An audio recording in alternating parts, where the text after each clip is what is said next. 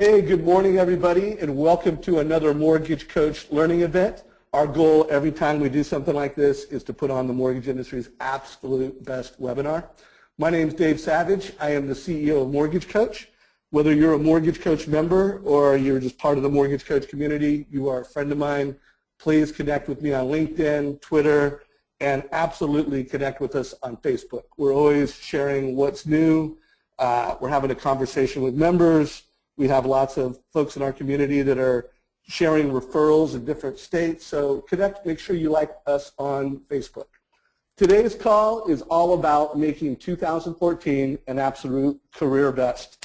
And I do know that all of our Mortgage Coach members, or at least 84% of you guys, feel that this could be the best year, despite the fact that interest rates are going higher, despite the fact that there's some macroeconomic conditions, there's a lot of new compliance changes.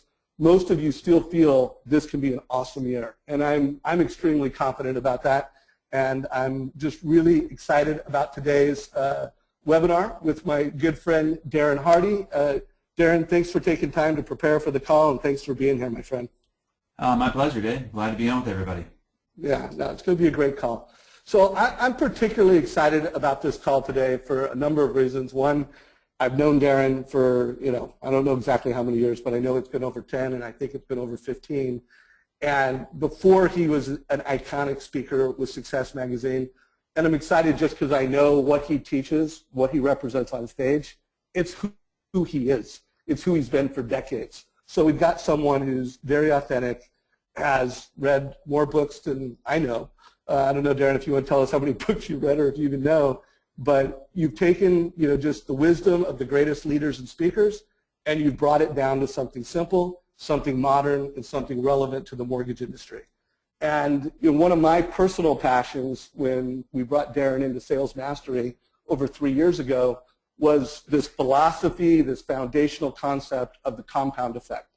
And I think as mortgage professionals, this really resonates with us, and it's something that not only will change our personal careers, our families' lives, but it's a message that we need to be teaching to the borrowers that we serve, to the realtors that we serve, and just the concept that small choices make a massive difference over time. So small changes, small actions, they are what represent the best mortgage professionals. And when a mortgage professional helps a home buyer make a better mortgage decision, it's really profound. And this is illustrated well in an infographic that we created earlier this year. This happens to be one of the most successful, one of the most popular things that we put on Facebook, that we pushed out to the market. Tens of thousands of these have been downloaded and leveraged because it really illustrates the compound effect in mortgage land, where if a home buyer took $150,000 or $150 a month every single month and applied it to their principal, they become debt-free 7.7 years faster. So I just think having Darren, as we kick off the year, as the author of the compound effect, I hope you guys get a lot of value from this, and I hope everybody on this call, if you haven't already purchased the book and read it, do that. And if you have purchased it and read it, read it again. I have it on my desk. I've actually completely disconnected from my friendship with Darren, put it to do that I'm going to be reading this book for the next 3 weeks and having conversations with my family because there's so much foundational information in here. So Darren, I'm going to bring you into the conversation. I think most of you know Darren Hardy. You either know him from Sales Mastery as a leader speaker. You know him as the editor of Success Magazine. Many of you I know have seen Darren speak because he's spoken at your annual sales rallies. So Darren, thanks again for making time for the Mortgage Coach community. I know you have a great teaching for us. So go ahead and take the screen and share some thoughts on how we can make this year the best year ever. Okay, can you see me fine? Let's see, what happened to... Yes, we see it. You see it, okay, fantastic. Well, I see success. Now I see you. Okay, great. Okay, so I appreciate being with everybody here. You asked Dave, what would be a poignant message, particularly early in the year, and this is actually something that I've put a couple hundred hours into developing because we're hosting at Success at the end of the month an online workshop that I'm putting together called Big Results 2014.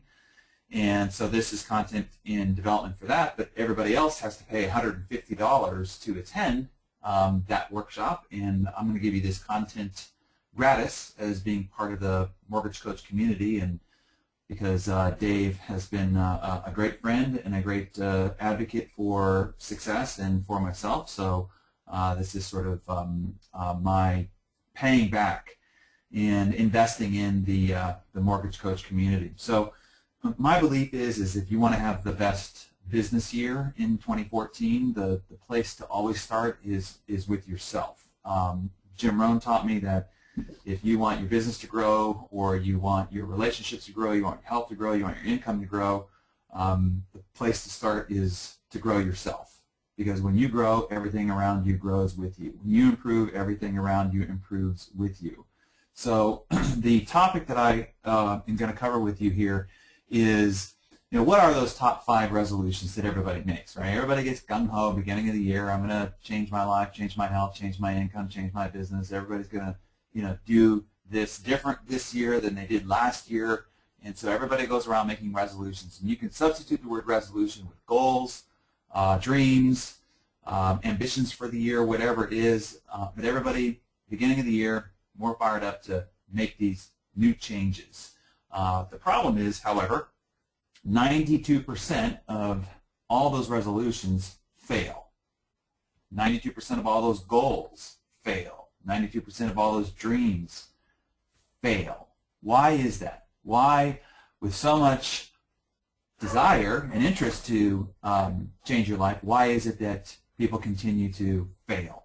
Well, that's really what I want to help answer and prevent those that are engaged in this webinar today to not suffer the same failures that you might have suffered in the past, or that the people around you are going to suffer by just repeating a lot of these patterns. So here's the first thing to understand is that we don't need any more information.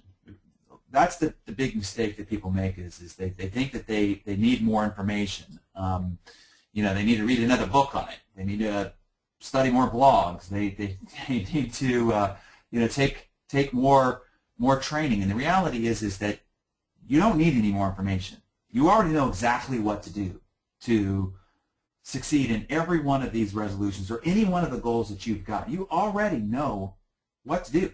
If you want to lose weight, you already know what to do. If you want to improve the relationship with your spouse, you know what to do. If you want to improve your success in the mortgage industry, you already know what to do. And this idea of I don't know what to do is literally just an excuse to do nothing. It is your convenient excuse to just sit back and continue to do what you've always done before, which is nothing. Why is this not advancing? Let me see what's going on here. Hold on. Nope, and I'm going to leave the webinar. All right. Dave, can you still see me? I see success on your screen right now. You just went from the actual slide, boom, there it is. Okay, great. So the I don't know what to do is literally the excuse that we make to do nothing. Okay, I don't know what to do to lose weight. I need to go read a book, or I need to go sign up for a program. I need to order this food from this company. The reality is that that's just an excuse to do nothing, and it keeps us blocked. So I have a real interesting experience. I had a chance to meet and interview a centenarian a while back, and what an extraordinary experience this was. This man had immigrated from the Ukraine to the United States with his parents. He had to live in the basement of another family's home. That's how poor he and his family were. He never graduated high school, but he went on to be extremely wealthy. He was highly respected, very well loved, and I think that's kind of a major accomplishment, to become uber wealthy and still be really, really loved by not only those who know you closely, but by those that don't even know you and only know you from afar. So naturally, I was fascinated and wanted to discover how he did it, what his secrets that he had found along the way that made this type of success possible. So I asked him prepare for our interview if he would write down all the lessons, insights, principles, philosophies that he would attribute to his extraordinary success. I said, you know, this could be part of your legacy to your grandchildren, and I promised to pass it along to millions of others that could follow in his footsteps to make that kind of success possible for a lot more people. And so he got really excited about the idea as well, so he promised to sort of invest himself in really documenting everything that had been responsible for his success. So the day of the interview, right, I showed up to his palatial mansion. I was shown to what was his library, with a stack of empty journals, a recording device, lots of backup tapes, ready for a fire hose, big ideas, profound insights, and awe-inspiring information. And so when I was shown to the library room, there's these two big leather wingback chairs sitting in the center, you know, those ones that are cracked and creased in just the right places, you know, and worthy of a Ralph Lauren catalog cover shoot. I mean, I can still remember the smell of those chairs to this day. And in the middle, between the chairs, were this marble-top coffee table, one fitting for Buckingham Palace, and that's where I placed my recording device. When he entered the room, I asked if he had written out the strategies and guiding principles and his profound philosophies that made all his success possible. He said that he had, but he walked in empty-handed, so I looked around, scanning the room for a big stack of papers. No doubt, you know, his ideas would be at least 30 to 50 pages, if not hundreds, to make his level of success possible. So he reached into his jacket and he pulled out a single piece of paper, and it was only 2/3 filled out. And he handed it to me, and I opened it up, and I said, "That's it?" He said, "Indeed, that's everything." I said, "There's no way that all of this," as I waved my hand around his 2-story polished wood panel library room that we were sitting in, I said, "There's no way that all of this is possible by only this single piece of paper." And he said, "It is. There's nothing more anyone needs to know or do than what appears on that piece of paper. All of this," as he waved his hand showing his room, "is possible and much more by doing what's on that piece of paper." He said, "The problem is that most people won't believe that that's all there is, and they will miss it until it's too late." And you could see that I had a puzzled look on my face. He said, "Look, you could hand that piece of paper to an 18-year-old right now, and they can read it, and they think they will understand it, but they certainly won't get it, and they will quickly dismiss it, and they will spend the rest of their life chasing fanciful or more complicated answers, searching for the truth.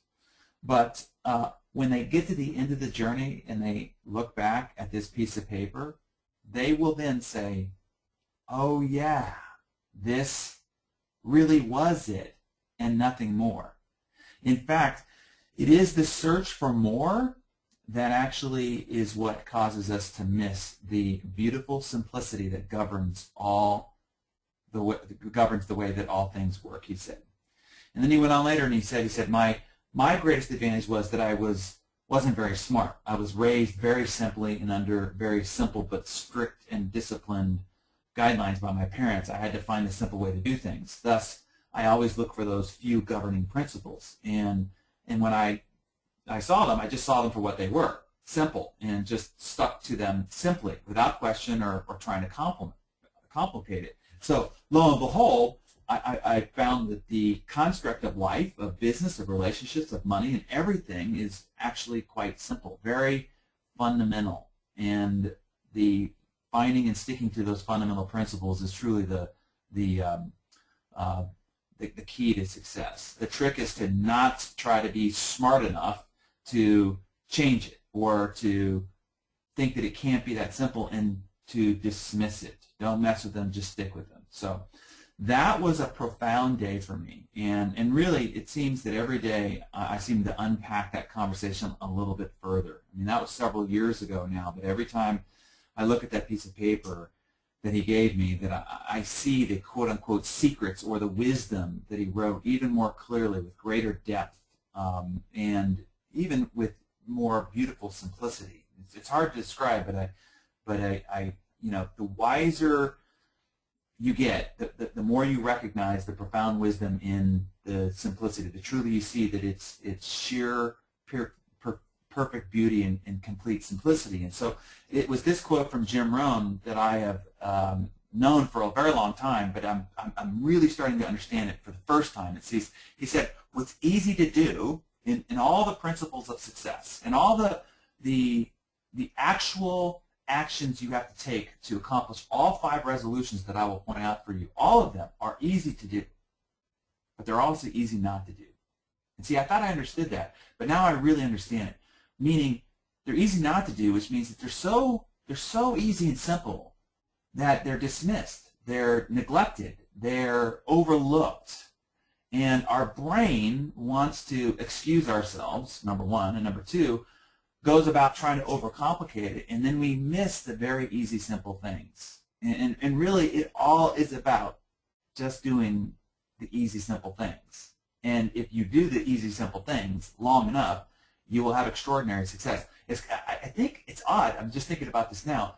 A lot of the most wildly successful people on the planet today are some of the most, well, I mean, not necessarily the intellectuals of the world. They're not necessarily the smartest. It's funny how more than half the billionaires on the planet are people that never went to college. It's almost as if that was an advantage to just sort of see things simply and then just do the simple things and stick to them, and that really has created the uber success.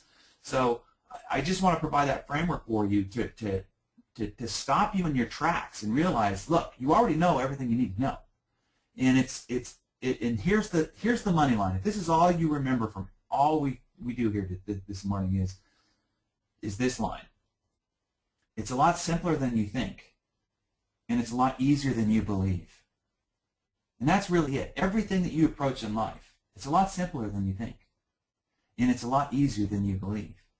And if you just see it simply, and then you just do the easy things, success is yours. And it really comes down to that. So let me march through a little bit further. Here's the problem, okay, with doing the simple, easy things. This is going to be the challenge, and this is what I want to try to help you with this morning. Your challenge is your brain. And the truth about your brain is this. It is emotionally immature. It is lazy, and it is undisciplined. And this is what will block you. And this is where I can help you, okay? Because if I say, hey, it's all simple and easy, congratulations, you're a grand success, there's still going to be some hurdles for you to overcome. And these are them. These are the 3 hurdles. Your brain is emotionally immature, it's lazy, and it's undisciplined. Let me unpack that for you for a second here. Let's talk about emotionally immature. As you walk through a minefield of solicitations on your weakest nature, the only thing that has you submit is the fact that you are emotionally immature. Because when you look at the options you're faced with day to day, throughout the day, you know what to do. You know it's a good choice, you know it's a bad choice. It's not a factor of information, it's not a factor of knowledge. You know if it's a good choice or a bad choice. And the only thing that allows you to submit to the poor choice is emotional immaturity. It's lack of self-control. And self-control is emotional maturity. And so that's one thing to understand right off the bat, is that all your poor choices and decisions are not a factor of needing to know something or getting more training. It is the fact that your brain, and separate you from your brain here, okay, so I don't want to make a personal attack, your brain is emotionally immature. Now, lazy. You're lazy. I'm lazy. Most of the greatest successful achievers you've ever witnessed are extraordinarily lazy. As a matter of fact, some of the ones that we would think are the most disciplined are actually, in fact, by nature, very lazy. Let me give you an example. Michael Jordan, arguably one of the greatest athletes who's ever lived, ever walked the planet, has had to force himself during his competitive years, rituals and routines and disciplines on himself, imposed on himself, because naturally he's quite lazy. How do we know this? Well, this is Michael Jordan today. This is his natural state of self-control and willpower. And left to his own devices, this is the result. But during his competitive years, when he was focused on trying to accomplish something, the imposing of rituals, disciplines, structure on himself is what caused him to be such a great champion. Take another look at somebody that we've respected, Larry Bird. I even wrote about Larry Bird and the compound effect because of his incredible discipline. This is Larry Bird today. The only thing Larry Bird is competing for is whether he gets the top spokesperson spot doing the McDonald's commercial these days. That's his natural state of psychology. Take a look at, well, we all know about Charles Walker, right? This is what he used to look like, but now, it's terrible, right? It's just terrible what's happened. This is the natural state of what goes on in his psychology. Now, I have to confess, a lot of people know me as one of the most disciplined, consistent, routine, structured people that they know. I mean, I teach this stuff, for crying out loud, but in all candidness and all transparency, I am probably one of the laziest people you will ever know. And if you don't believe me, you could just ask my wife. Now, on the things that I'm focused on trying to achieve, when it comes to my business and my goals and my ambitions, I am extremely disciplined only because I force routines, structures, and systems on myself to protect myself from myself. The reason why I am so great at teaching these principles is because I am my greatest client. I am my most needy client because outside of my areas of focus, I am epically lazy. So, except for those things that I'm focused on trying to achieve. So that is really the natural state of most people, and if you're lazy by your own nature, you will have to do what the rest of us have had to do, is to impose structures, routines, disciplines, and systems on yourself to protect yourself from yourself. And then lastly, undisciplined. Most of our brain operates like this cartoon, squirrel, squirrel, squirrel, looking one direction to the other, and we can't keep our focus in one area for a nanosecond. It's insane, and that's part of why we get off track with our resolutions. Another is at the beginning of the year, everybody's fired up, did a resolution, new goals, we're going to set the world on fire this year, they're on the starting line, join the gym, buy all the Lululemon clothes, right, start new prospecting routines, start new date night routines, it's all good, right? And we go like gangbusters for the first, 2, 4, 6, 8, sometimes 12 weeks. But then 92% of the time, you end up doing this, just not being consistent. I mean, you set the goal, you went like gangbusters, and then you dropped off again. 92%, you join the statistic. So in order to prevent these three factors of your brain sabotaging your success once again, I want to give you 6 brain hacks, how to hack your brain. Okay, number 1 is you got to scare your brain straight.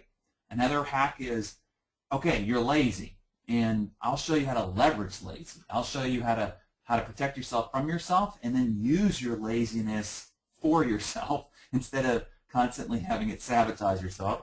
Number 3 is how to give your brain a lobotomy, how to clean it up, clear it out. Number 4, how to trick your brain. We need these brain hacks to trick your brain into doing the right thing instead of continuing down its old patterns, taking you down the road of doing the wrong things. Number 5, bombard your brain, how to overwhelm your brain to go in the direction you want it to go. And then lastly, how to put in police and reinforcements so that your brain stays on track. So let's deal with resolution number 1. This is number 1. It's been number 1 for the last 20 years plus. Everybody wants to lose weight at the beginning of the year. Okay? So let's attack this one. And again, you could replace this resolution with anything. It could be increasing your prospecting. It could be becoming a better spouse, being a better parent, being a better leader, being a better contributor to the community. And so it doesn't really matter what the resolution is. What matters is that any goal or ambition you set out, your brain is going to work against you, and these are some hacks to hack your brain and stop its old patterns and put it in a new direction. But specifically as it relates to losing weight, let's attack this one. So let's scare it straight first. First off, you need to know that you and your body are being judged. You're being judged, like it or not. Now people say, well, people shouldn't judge you. Well, let me give you a clue. They do. When they look at you, they surmise a lot about you. They know about your self-image. They know about your self-esteem. They know about your emotional maturity. They know about your discipline. They know about your self-control. And all that is being judged consciously and subconsciously. I mean, as a species, we're always judging each other as the way of securing our DNA, right? As because we're trying to propagate the species with the strongest amongst us. So subconsciously, we're always judging each other by our physicality. So yeah, you know, God may judge you on the inside, but people judge you on the outside. You just need to know it. And if you're showing up on the outside not so great, regardless of what's going on the inside, people are going to judge you. Okay, so hopefully that kind of stops you a little bit. And know about this. Look, I mean, I could try to scare you straight that if you're overweight, you're going to die. You know, that doesn't seem to be enough. I can tell you that, you know, if you're overweight, you don't look good, but that doesn't seem to be enough. I can tell you if you're overweight, you're not attractive, you're not going to get as much sex, but that doesn't even seem to be able to do it. So what the heck can I do to scare you straight into losing weight finally? Well, what about the money? Let's just go to the money, right? If death, vanity, sex isn't enough, maybe money is. Know that you are a brand, and know that better-looking people make more money. Okay? Maybe this will be enough. You're wearing your self-esteem. Let me give you some actual statistics. This comes out of the Wall Street Journal. Attractive people get hired faster, make more sales, and get more raises. According to the research, they can earn an average of 3 to 4% more than a person with below-average looks, adding up to $230,000 more over a lifetime. If I said, look, see those 20 pounds you have on you? I'll pay you $230,000 if you lose that weight over the next 6 months. Would that be worth it to you? Would it be worth it to lose 20 pounds to collect another $230,000? Of course it would. Well, damn, I'm telling you, you will collect it if you just lose the weight, look better. Here's another stat. This comes out of Business Insider. Beauty reflects self-esteem. People's self-confidence manifests itself in their behavior, and their self-esteem makes them more desirable and higher paid employees. One last one from U.S. News and World Report. Studies show that more attractive people not only earn higher incomes, they also work more productively and profitably for their companies, obtain approvals, and negotiate better than their less attractive counterparts. We're talking about money here, people. All right? And this comes out of the University of Chicago. Oh, hey. Yeah, you answer the phone right now. The principle is called the pleasure of dealing with good-looking people. Okay, that's where this all comes out. So now you ask the question, how can I lose weight? How? How can I lose weight? I want to give you the very simple answer. Remember, it's a lot simpler than you think and easier than you believe. Here's the simple answer, okay? All of you listening who want to lose weight, let me give you the answer. Here's what it is. Stop putting food in your face. That's it. I swear to God, that's all there is. Stop putting food in your face. That's it. Look, it's not even exercise. Your weight problem is nothing but food. It's nothing but sticking food in your pie hole. Exercise can accelerate the loss of weight, and certainly it's important for vitality and strength and longevity, but weight is all about the food that you shove in your face. And no excuses on this here, too. A lot of people say, well, it's our food system, the American corporate system of food and long haul and shelf life and all this the non-nutrient foods that are easily accessible at our fingertips. That's the problem here. No. Yes, we've got a lot of crappy food easily accessible to us, but that crappy food doesn't just fly into your face. You have to actually reach out, grab it, and put it into your pie hole. All right? So it's not about the food. There are plenty of healthy people who live in the same environment of all this crappy food but are, incredibly healthy and vital and the rest of it. You're still responsible for what you put in your pie hole.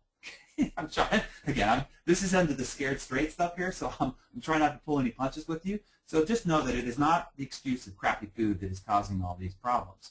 Here's the big thing I want you to switch in your brain. Stop looking at food as pleasure. That's the problem. You're using food to medicate yourself. You're using it as an escape. You're using it to sedate yourself. You're using it as entertainment. Stop it. Food is not entertainment. It is not escape. It is not a way to sedate yourself. It is simply fuel. The only thing food is fuel. Realize that food is medication. And if you medicate yourself with things that are hazardous, you will have hazardous outcomes. The only thing food should be is medication of fueling your body in a positive direction. Period, the end. Unhook it from a reward. Unhook it from pleasure. Unhook it from entertainment. Unhook it from the ability for you to find an escape. Okay, that's key right there. That's the emotional issue that you deal with. We'll use the lobotomy hack on this one as well. Remove the sirens. You know, there's the old in Homer's Odyssey where Odysseus tries to guide his ship past the dangerous sirens whose beautiful song are so seductive they can lure any man to certain death, right? Well, Odysseus knows that he will be powerless to resist their call, so he has his men tie him to the mast of the ship, right, ensuring that they will sail safely by. See, as strong as Odysseus is, he is smart enough to know that his willpower will fail him. As strong as you are, I promise you, your willpower will fail you. You cannot put the sirens in your environment and think that you will resist their call. It won't happen. Instead, you have to remove all the bad choices from your environment. You have to remove any solicitations on your willpower. So, here's your action item. Go into your cupboards, go into your closets, go into your drawers, go into your trunk, wherever your core environments are, and you have to extract all the sirens out of it. All that crappy, low nutrient, bad, high carb, highly processed crap that's in all your cupboards and closets, get it out. It just got to get out. It can't be a temptation on your willpower. But don't say, oh, but I don't want to have my family suffer just because this is my New Year's resolutions. I don't want to have this, my family have to suffer this. Look, man, why would you want to hurt your family with this crappy food? No, everybody in your family and environment needs to have a more healthy, supportive environment to ensure their vitality and longevity. So remove it. Remove it from the refrigerators, remove it from the cupboards, remove it from the closets. Because if it's there, I promise you, you will fall prey to the siren's call. No matter. It will happen. It will even happen unconsciously. Here's a big tip. Okay, this is bonus extra for you, no extra charge. Don't eat packaged food. Packaged food is absolute toxicity that you're pouring into your body. A way to discern this is if it's food made by man in a laboratory, you should not put it into your face. If you read the ingredient list and it's longer than a half dozen ingredients, it is made in a lab. And it should not be put into your face. No exceptions. Here's another tip. So to finish that, if it's made by God, it's okay to eat. If it's made from a bush, a tree, or from the ground, okay to eat. Okay, if it's an animal that swims and walks, and it's okay to eat. But anything made in the lab, not okay to eat. Another tip is this: when you go into the grocery store, stay out of the middle. Just shop around the ring. Because around the ring is the produce, it's the dairy, it's the meats and cheeses and the rest of that. All that's good stuff. In the middle is all that highly packaged, highly processed, laboratory-created, packaged crap. Stay away from it. There's no need to ever go into the center of the store. Just walk around the ring, and you'll be a lot healthier as a result. And then further on the lobotomy, you have to find where are your siren triggers. So who are you with when you eat bad? What are you doing when you eat poorly? When is it? Is it when you're stressed? Is it after work? Is it at lunch? When is it that you eat poorly? And where? Where are the environments that also enhance and cripple your willpower and have you submit and have you join to the 92% as you fail in your resolution one more time? And then another hack is to leverage your lazy. You have to make it easy to do what you want to do. If it's difficult, you're too lazy. You won't do what's difficult. You won't do what's inconvenient. So you have to make everything you want to do extremely easy.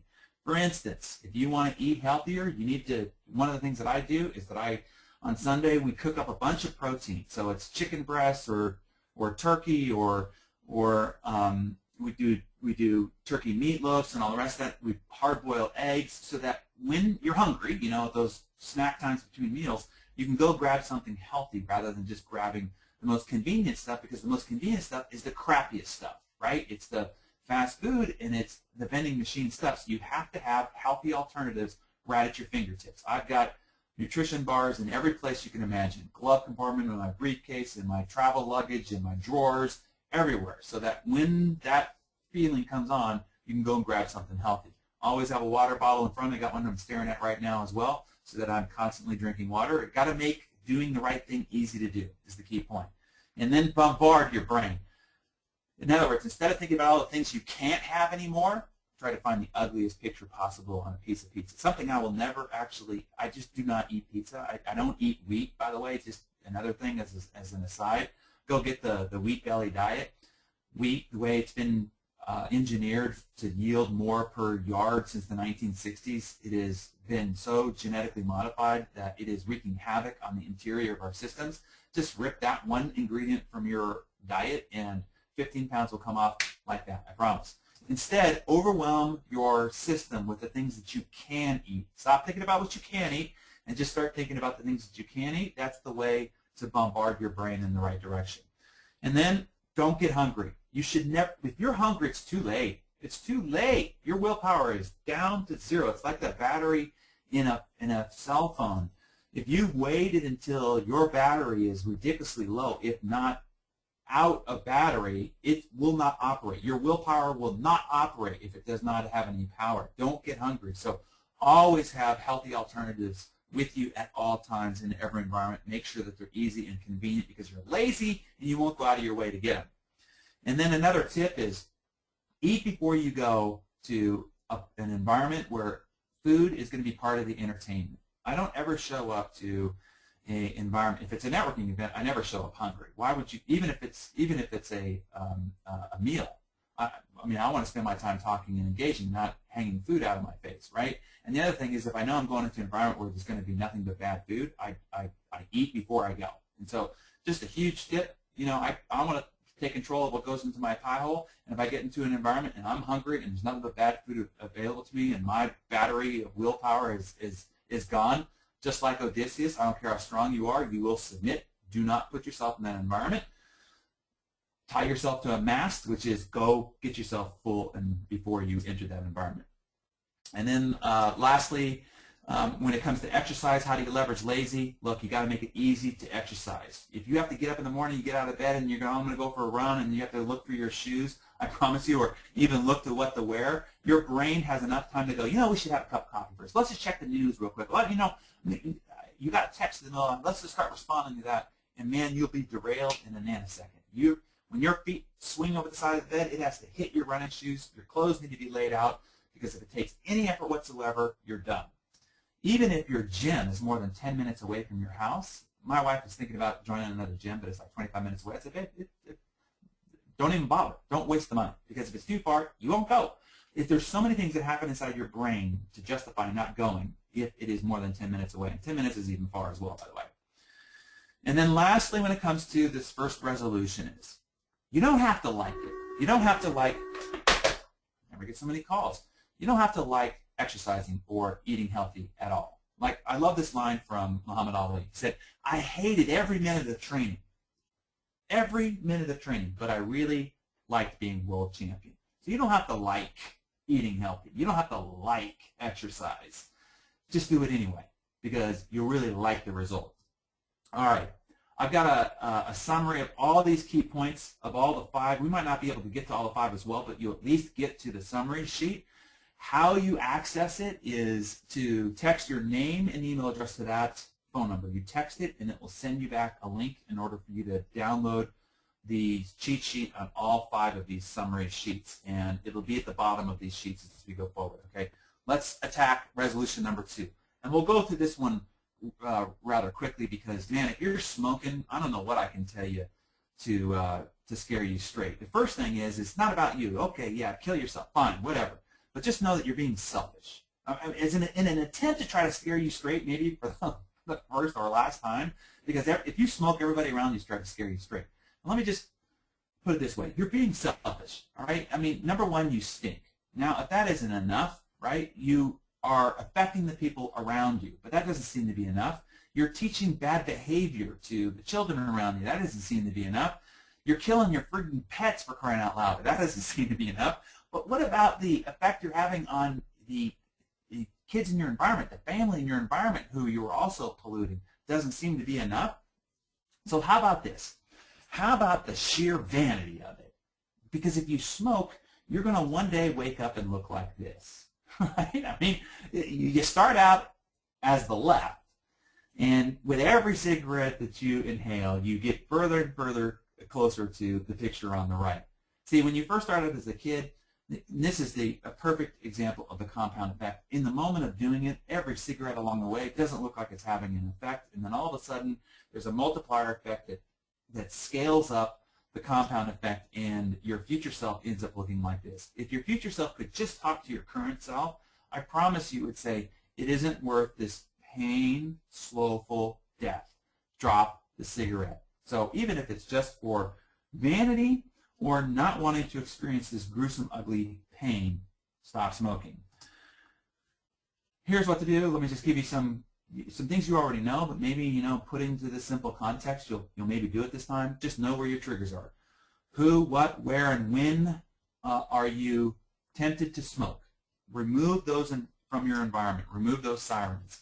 And then take every doodad you've got in your house and sweep it clean, right? Every ashtray, every remnant hiding spot that you've got, cigarettes being stored, throw it all around, and then you're also going to have to clean your associations. All those people that you hang around who smoke that then tempt you to smoke yourself. All the sirens have to be cleared from your environment. A way to trick it, you've seen these before. It's some sort of mouth addiction. So in order to stop putting a cigarette into your mouth, you're going to have to find other things to do it. There's these e-cigarette things. If you don't like looking ridiculous, you can try that as an option. Certainly gum has been proven to be effective as well. Lollipops is another thing. You just want to find a way to substitute, right? It's swapping it out. So it's a bit of a trick to the brain. Okay, it thinks that, okay, we still need to have this oral fixation. Well, instead of it being, PCP-lated or tobacco, it could be something else as an alternative, all right? That's one way to do it. And then certainly bombard your brain with healthy alternatives. Trust me, you get your respiratory rate, take some spin classes, start hiking, play tennis or some other aggressive sport, you will start to lose the urge. A lot of times smoking is because you are bored. I know it sounds ridiculous, but it becomes a pattern that people fall into to try to relieve boredom. So in order to trick your brain and bombard it, you have to bombard it with something else. So proactively installing other things could be a mechanism as well. Summary sheet of what to do if that's your resolution for the year. And then number 3, get out of debt. All of you should be experts at this one. But one of the things that I find is those that teach the thing sometimes are their own worst students. So let me just remind you of the simple aspects about getting out of debt and taking control of your finances, even if it is just for you to have fodder to go to your clients with and help them with their finances. Okay, so I'm not saying you're guilty of this. Let's not go there. But let's say that this is some fodder for you to use to help others. Scaring you straight. Look, if you don't get your finances under order, you might end up old, incapacitated, broke, destitute, and despondent. And we know now the government ain't going to be there for you. Social Security ain't going to be there. All that Medicare, all that crap ain't going to be there for you. You might end up lonely, despondent, and broke. So, I don't know. That should be enough. Certainly scares the hell out of me. So, hopefully that's enough for you and your clients as well. But the other thing to understand is that every dollar spent today is removing $5 away from your future fund. 20 years from now, a dollar is worth $5. Now, every single dollar that you spend is worth $5. Invested at a low interest rate, a dollar is worth $5 20 years from now. Okay, so the perspective to take with this is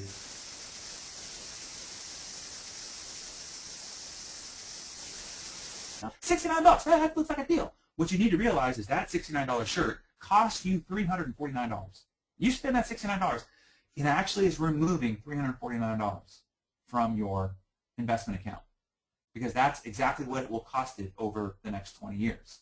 So before you make a $69 purchase in today's present value, know that you are spending $349. All of a sudden, that shirt does not look so hot for $349, right? So I ask you the question, would you rather have a cup of coffee or would you rather have a Mercedes-Benz? If I were giving you the option, I'll give you a cup of coffee or Mercedes-Benz. Obviously, the choice would seem to be the Mercedes-Benz. However, we are all spending a Mercedes-Benz almost every single day as we go and buy that cup of coffee. Because the math works out as simply as this. You're spending about $1,000 a year on your $4 Starbucks coffee. And over 20 years, that equals over $50,000. That Mercedes-Benz is only 40 some odd thousand, for crying out loud. You can put 10,000 bucks into gas for the next few years thereafter and still be ahead of the game. So that's what today's dollar is actually valued and pulled away from your future account. And then the thing to come to, and this is, you should teach everybody this, if they're in debt, if they got credit card debt, they can't afford to do anything. They can't afford to pay attention. They can't afford to go to the movies. They can't afford to go out to dinner. They can't afford it. They can't afford it. No. The answer is no. Until you remove all credit card debt, you cannot spend a single dollar. You can't afford it. And so what do you do as an alternative to that? Well, we got to leverage lazy. And we all know, you got to make it hard to do the thing that you don't want to do. You got to make it hard so that your laziness goes, shit, forget it then. Shit, forget it. So you got to make it hard.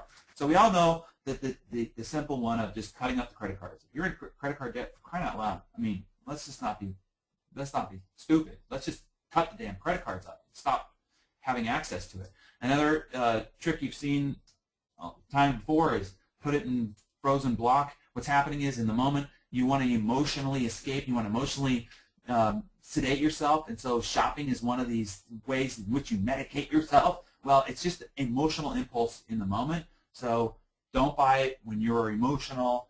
Let that time pass, and then later intellectually, do you still want that thing? And 90% of the time, the answer is no.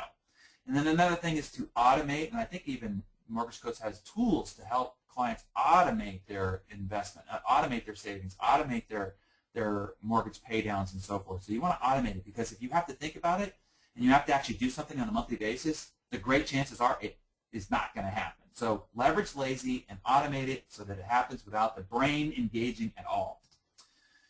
And then another way is to trick, and that is to pull all the crap you've already bought out of the closets and get it in your visual periphery, because you have a lot more crap than you realize. My wife's mother was raised, well, she's an immigrant from Brazil. She was raised poorly, and so at Christmas, her mother would have them before on Christmas Eve take all the toys that they owned and bring it to the family room and lay it around the Christmas tree, so that they had a visual of all the things they already have. And then Christmas morning, there would be one present for each of the children on top of the pile. And it looked like, wow, all this stuff that we've got. But if it was just those few new presents there, it wouldn't look like much. So that perspective of, wow, look at all the crap I already have, likely I don't need any new crap. Okay, so one way to trick your brain is to pull all that garbage out of your closet, get a visual of it, and then realize, yeah, I probably don't need anything new. And then give yourself a lobotomy. Look, you don't need to keep up with the Kardashians, for crying out loud, or the people in People magazine, or the people in Vanity Fair, or the people on People. Okay? You don't need to keep up with the Joneses. You don't need to keep up with the dude in the cubicle next to you in the office. You don't need to keep up with the gal at the front desk reception who's got the new bracelet of this or the new shoes of that. You don't need to keep up with anybody. Stop trying to keep up and withering away your future investment account. And then bombard yourself with, if you are in debt, your clients are in debt, show that there are all sorts of fun and free things to do to find entertainment and to find pleasure. It does not take money to have fun, to find entertainment, to get relaxation, to get respite, and the rest of it. All sorts of fun, free things to do. Here's a summary of that. Email your name to get the sheet where all these summary things exist. And let's go on to number 4, and that is getting yourself organized. That's on the number 4 list for what people want to do in the New Year's. So if getting organized is on your list, here's some good information for you. Number 1 is to scare you straight that the clutter in your space reveals the clutter between your ears. So your environment actually is a physical manifestation of what it looks like inside your head. And if your environment is cluttered, if it's chaotic, if it's disorganized, it's a very good indication for the rest of us to know exactly what's going on, either in your head psychologically or in your head structurally. And so if only to keep up appearances, declutter your environment. And then also, yes, this is just going to overwhelm you. You create these psychic piles, all these pulls and tugs. It drains on your mental and emotional energy. The reason why you get great ideas in the shower and you're more productive on the plane is that you don't have all these psychic piles tugging at you. I hope you got that quick little tip there. The reason why you're probably the most ineffective in your office and more effective in the freaking shower or on a plane is because you don't have the psychic piles tugging at you and distracting you, right? You know, even when you go to a hotel, you are more refreshed and more productive if you decide to work at a hotel because you don't have all these psychic piles tugging at you. And your environment needs to support your goals. You have to ask yourself the question, if I want to operate at high performance in 2014, does my environment support high performance? If you are an Olympic athlete, would this be the environment that your training manager would set up to support high performance? So that's one of the ways that I look at my environment is this supporting high performance? Does this support my goals? My goals are to accomplish X. Does this environment support that? Very key way to look at your environment. And then a lobotomy, look, the only way to clean up any closet, any drawer, or any room is to not just go and pull things out. It is to remove everything. Everything from the room. I learned this from my wife who does redesigns. She takes people's existing rooms and then redesigns them with their same stuff. And in order to do that, she doesn't just start going and rearranging furniture. The first thing she does is remove every single thing from the room, put it in the big pile, and then she selects one by one the things that go back in the room. And what's interesting is only about 20% of everything goes back in the room. But you would not ever have the discipline to remove 70% of it if you did it the other way around. So whenever you want to go and clean an environment, the first thing to do, take everything out, put it in the pile, and then only put back in those things that are going to support your goals and support your high-performance environment. And you will find very little will go back in. And so that's a huge tip if you have the courage and chutzpah to do it. And then the way to trick your brain is I take things in my closet or in my drawers and I go, I don't know whether I'm going to need this or not. You know, you're emotionally worried. You might need it. I don't know whether I will or won't. And I just put it in boxes, take it out to the garage, or go to a storage unit. And if I don't go looking for it in 6 months, then the instruction is simply take the whole thing and throw it in the trash. If I go looking for it in 6 months, hey, then I pull that one thing out, I use it, I put it back into a regular filing system, and it made it back in. Otherwise, it goes straight to hell, straight to the trash. And that enables me to trick my brain. Oh, we're not getting rid of it, we're just putting it in purgatory, right? I call it a 6 months purgatory. And it's there, okay? I don't need to worry about, oh, it's there. But if I don't go looking for it, which means I don't really need it, then it goes into the trash and I never think about it again. Another huge tip if you really want to get organized. And then you need to bombard yourself with just go lean. Prune your life of all non-essentials. Cut the stuff, the tasks, the stories, the stacks, the relationships, the obligations, the commitments. Go lean. Every year I come up with a theme for the year.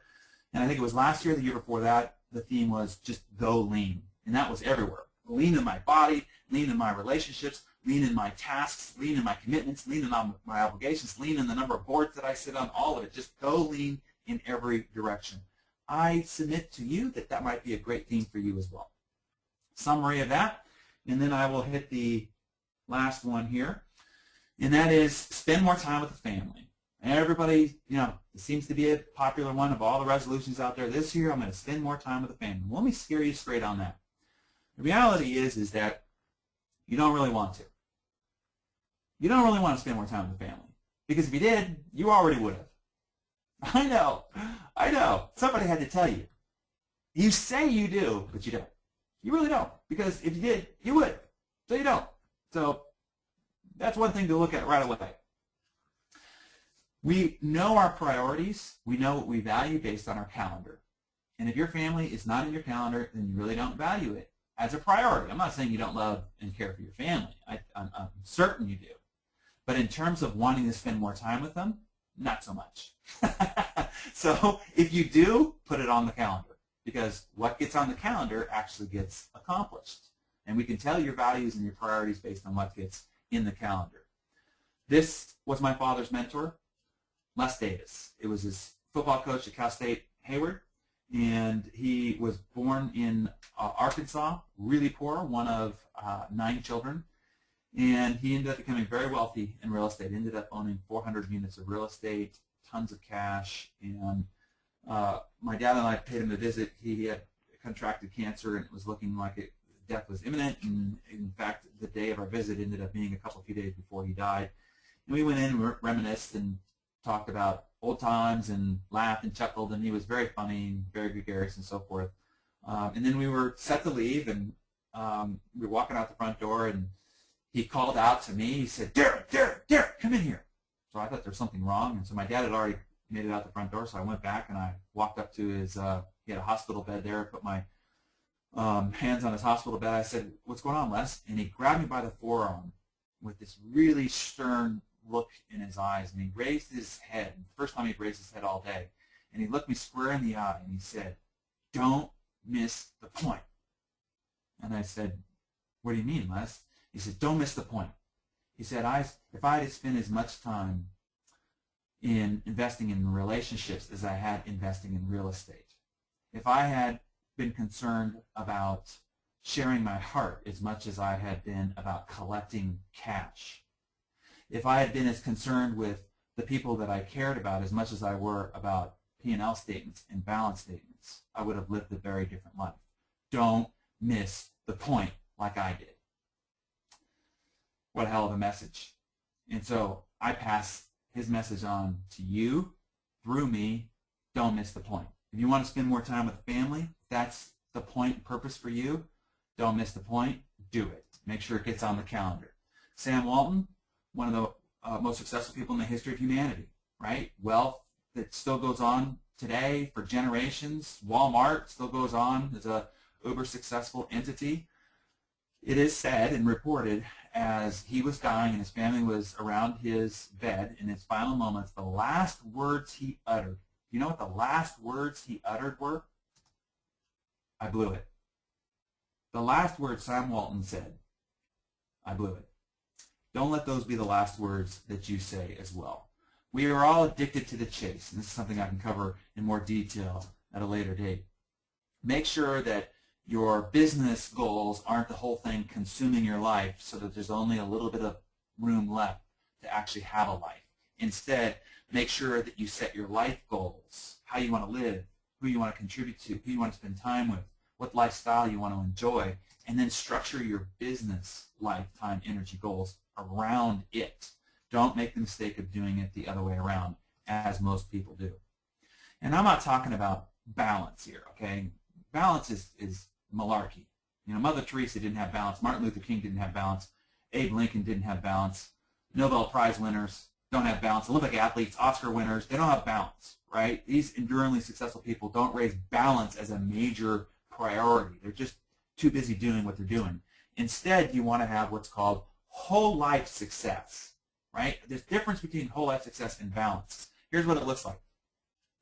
If you do in the Living Your Best Year Ever program and you assess, it takes you through a diagnostic to assess the different parts of your life, and your wheel ends up looking like this, where financial is a serious deficit, you can't go and just go about a balanced life. You've got to attack that. If you're under financial duress, you've got to double down on that spoke of the wheel. Okay, you can't just go and have all your recreation time, your family time, your community time. No, you're going to have to go and double down on that area of your life. If your relationship or family area is weak, if it is in jeopardy, you've got to double down in that department. So it's not about balance. It's about making sure that you are operating with whole life success. And wherever you are unwhole, double down, baby. Attack it. Don't just go about it in a balanced way. You got to get purposefully imbalanced and go and attack that. And then lastly here is to bombard. Bombard yourself with the time that you spend with your family. Here's a big key. The time you spend with your family has to be fun. It has to be quality, because if it's not fun or quality, you'll quickly want to slip back into working, because working is fun for you in a lot of cases. The chase is fun, right? The ambition to accomplish great goals is fun. And so because it is fun, and if spending time with your family is not, or it's boring, or it's just neutral, you'll slip back into working. So you have to proactively go out of your way to make the time that you spend with your family quality and fun. And it doesn't have to be quantity. It just has to be quality and uber fun. And hopefully you got that key little tip there. It doesn't have to be massive quantity. It just has to be quality, and it has to be fun. And here's your summary for that. Now, Dave, I need to check in with you here, because we're at the top of the hour, and there's the policing part of the equation, but I can send that in the summary sheet so that everybody has all the tips about how to police yourself with these 5 resolutions. So you'll just have to tell me how you want to handle it. Yeah, Darren, let's make that a follow-up. I've got a couple minutes of follow-up items, and if you could include that in the action, I would appreciate it. Yeah, absolutely. So it will be in that summary sheet. If somebody texts in that for the summary sheets, the policing will be inside that. Fantastic. So if you could confirm that you can see my screen, Darren, and I just want to emphasize everybody, make sure you've got the text number. I'll also put it on the Mortgage Coach Facebook page. But I want to tie a few of the things that Darren has shared to some of the things that are priorities to the mortgage industry today. Obviously, he covered from a life perspective the 5 things that people want to do in today's market. But from a professional standpoint, from a mortgage standpoint, everybody needs to prospect more. Everybody needs more realtor meetings. They need to get more referrals from realtors. Everybody needs more home buyers. So I want to try to tie that to, taking these hacks, taking these principles, and hopefully you are applying them to what do I need to do to be a more successful mortgage coach professional? What do I need to do to be a more successful mortgage person? So the concept of the compound effect and how helping home buyers just apply a little bit extra of their principal to their monthly payment, that's a game changer. So I hope you don't take lightly the whole concept of debt freedom. And I know, Darren, you were saying, hey, it's not for you, it's so you can teach others. This is what the best loan officers do. They believe that every borrower, every realtor deserves that compound effect. And Darren, you were right when you said we automate that. I mean, that is, most of you on this call are Mortgage Coach members and you know this, although you may not be delivering that amazing experience to every single home buyer. But for anybody who doesn't realize this, and for all you Mortgage Coach members, if you just download the Mortgage Coach app, again, you can go to the Android store or the iOS store and just put Savage in our app. You will see how we do that. I mean, one of the reasons why I love you so much, Darren, is that everything you teach is everything that a mortgage professional needs to know, not only for their life, but for their business. And so being able to take those concepts of I'm a compound effect mortgage professional and I'm going to help homeowners, I'm going to help realtors manage debt more intelligently, it's powerful. So for all you Mortgage Coach members, just one quick teaching just to tie some of Darren's principles and some of the things that he's taught so that you can take your intentions and actually execute them this year. I think, what a great way to kick off the year, just getting candid around what are our resolutions, what are our goals, and now what are the obstacles. And I love the content around the hack. So one of the key things I hope every mortgage professional will be doing is sending a better proposal to their clients and making sure you're looping in the realtor so that both the home buyer can see your advice and the realtor can see your advice. After all, when you send great advice to home buyers and when you loop in the realtors love that. They will appreciate that. So I would say I hope everybody on this call, you want to prospect more, you want to get more quality time with realtors, and hopefully you want to deliver better advice to your realtors so that they can trust you faster, respect you faster, and give you more business. So quick action items for all you Mortgage Coach members. Make sure that you're looping your realtors in with every Edge link. Make sure that you're using the Edge app as you're meeting with realtors. Obviously, make sure that you're sending both your home buyers and your realtors a follow-up video of exactly what you do and how you do it. So again, I'm going to give everybody that phone number again for Darren. I do want to just post a quick poll question. If there's any non-Mortgage Coach members on today's call, if you would like a Edge mobile demo, just let me know, let us know. Check the box, and we will be sure to send something to you. I do want to wrap things up, Darren, and if you have some parting thoughts. There was one question, well, there was lots of questions. Darren, one person wanted to know if you were going to give them the piece of paper. Remember the wisdom, the half sheet of paper from the your interview? I know that it was just making a point how simple it is and how much we know. But what is your answer to that question that came up? Yeah, I'm working on something kind of special for that. So not at this point, but stay tuned. Stay tuned. So that's yet to come. So I love this quote. I mean, there's so many quotes from Darren Hardy, so many quotes from his book, but I think this sums it up in so many ways. The compound effect is a principle of reaping huge rewards from a series of small and smart choices. And there's just a lot of wisdom in that. We know that. So as we wrap up today's call, I hope those of you who are Mortgage Coach members, you will take better action on what you know you should be doing. I hope you'll read this book. I hope you'll share this with your real estate agents. Obviously, here's the phone number once again, and we will put this on our Facebook page. It's 702-744-7727. Make sure you put both your name and your email address in, and Darren will get out that summary of how you can, change the game for yourself. So Darren, any parting thoughts from you as we wrap up today's call? No, I would just say that as you go into 2014, continue to remind yourself of the mantra that it's simpler than you think and it's easier than you believe, so that you don't let your brain get overwhelmed and excuse itself for not doing anything. If you just do what's easy. If I asked everybody on this phone what if they had to teach somebody else what are the half a dozen things that somebody else needs to do to increase their mortgage business, they'd have a half dozen things. If I asked everybody to say what are the half dozen things that somebody else should do to lose weight, they'd have a half dozen things. What's the half dozen things they need to do to be a better spouse? They'd have a half dozen things. And then just do those things yourself.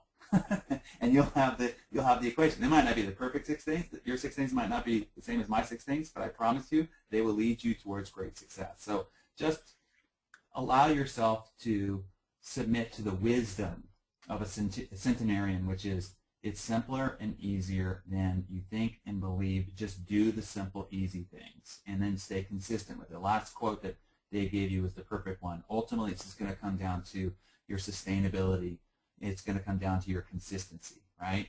The principles of getting huge results, huge rewards from those small, smart, simple, and easy choices. Back to you, Dave. That's it. Appreciate being on the line with everybody. All right. Darren, thanks again for preparing, for sharing your wisdom. It's been a fantastic call.